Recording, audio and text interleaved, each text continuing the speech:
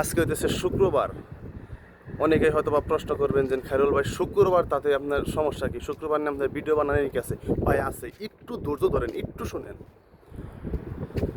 গতকালকে আসছিল বৃহস্পতিবার। এই যে দেখেন সূর্যটা কোন জায়গায় দেখছেন? গতকালকে ঠিক সূর্যটা এই জায়গায় আসছিল, আজকেও সূর্য ঠিক একই জায়গায়। কিন্তু গতকালকে আসছিল বৃহস্পতিবার, গতকালকে এই সময় গড়িতে পারছিল হলো 9:30, আর আজকে এই সময় গড়িতে পারতেছিল আপনার 11:30। আমার সমস্যা হচ্ছে এই জায়গায়। কে রে ভাই, ছুটির দিনে ঘড়ির কাঁটা এত ফাস্ট চলো না ওকে নিগে, আর যখন স্বাভাবিক কর্মদিনে থাকে তখন ঘড়ির কাঁটা এত স্লো চলে কিসের জন্য? আরেকটা জিনিস আপনাদের সাথে শেয়ার করি। কালকে সকাল 7টার থেকে 1 নাগাড়ি 3 ঘন্টা কাজ করছি,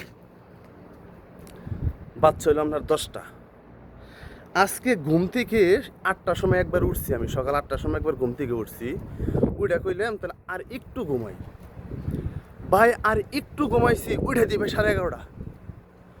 ইরে, খালি আমাগো সাথে সব অত্যাচার, আমাগো সাথে সব স্বৈরাচারী, এটা কেমনে মানা সম্ভব ভাই? আজকে ছুটির দিন একটু রেস্ট করুম, একটু ঘুরমু ফিরমু, এই সময়টাও দিল না। এর মধ্যেই ঘড়ির টাইম শেষ। আর একটু পর তো ডিউটি দিয়ে যান লাগবো না, জুমার নামাজের পর তো মনে করেন দিনই শেষ।